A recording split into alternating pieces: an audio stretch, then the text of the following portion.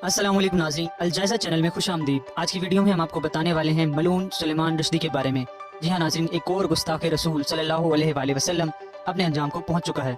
सुलेमान रुश्दी एक नावल निगार था जिसने दुनिया को बेशुमार नावल की सीरीज़ दी हैं, बहुत से मशहूर नावल लिखे हैं, लेकिन इसने अपनी शोहरफा किताब 1988 में एक किताब लिखी जिसका नाम था द सैतानिक वर्सेस, जिसका मतलब ये था कि शैतानी आयात। असल में इस किताब में इसने कुरान पाक, इस्लाम और सबसे बढ़कर हमारे प्यारे नबी सल्लल्लाहु अलैहि वसल्लम की शान में तौहीन आमेज़ कलमात लिखे।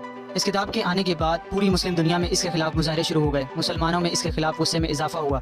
इसका ताल्लुक बेसिकली भारत से था और ये अमेरिका में रहाइश पजीर था।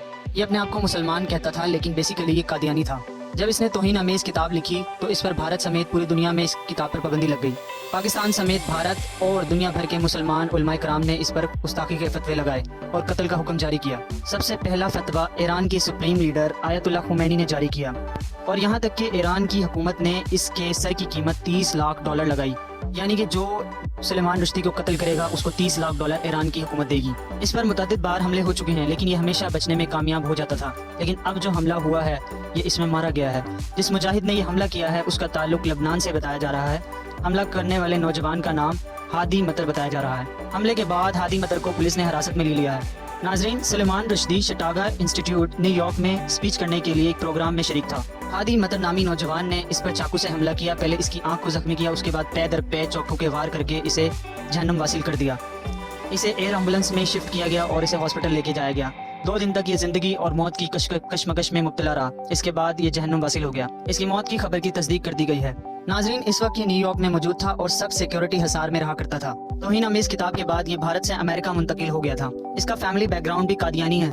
नाज़रीन, जैसे कि आप जानते हैं कि वेस्टर्न वर्ल्ड शुरू से ही मुसलमानों के गुस्ताखों को प्रोटेक्शन देते आए हैं और उनको बड़े ओहदों पर फाइज रखते हैं। इस वक्त पूरी दुनिया में सोशल मीडिया पर दिलचस्प तबसरे हो रहे हैं। कुछ लोग सुलेमान रुश्दी के हक में ट्वीट्स कर रहे हैं तो कुछ लोग हादी मतर को हीरो बनाकर पेश कर रहे हैं। यूरोप हमेशा से आज़ादी इजहार राय की बात करता है। हम भी आज़ादी इजहार राय के हामी हैं, लेकिन हमारे प्यारे नबी करीम सल्लल्लाहु अलैहि वसल्लम के बारे में जो ज़बान दराजी करेगा ये हम बर्दाश्त नहीं करेंगे।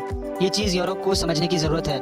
जब आपने होलोकॉस्ट के बारे में बोलने पर पाबंदी लगाई हुई है, आप होलोकॉस्ट पर कोई भी अपडेट होती है, कोई भी पोस्ट होती है, आप उसको डिलीट करवा देते हैं, तो आपको ये समझने की ज़रूरत है कि हमारे लिए हमारे प्यारे नबी सल्लल्लाहु अलैहि वसल्लम की जो ज़ात है वो बेहतरीन नमूना है। मुसलमान हमारे प्यारे नबी सल्लल्लाहु अलैहि वसल्लम की ज़ात अक़दस की तौहीन कभी बर्दाश्त नहीं करेगा।